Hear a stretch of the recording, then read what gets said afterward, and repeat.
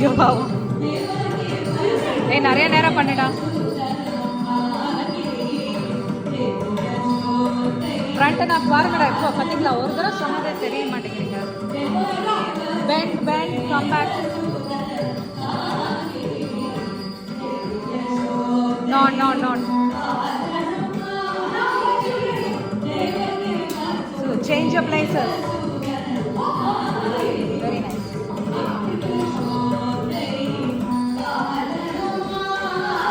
anga veena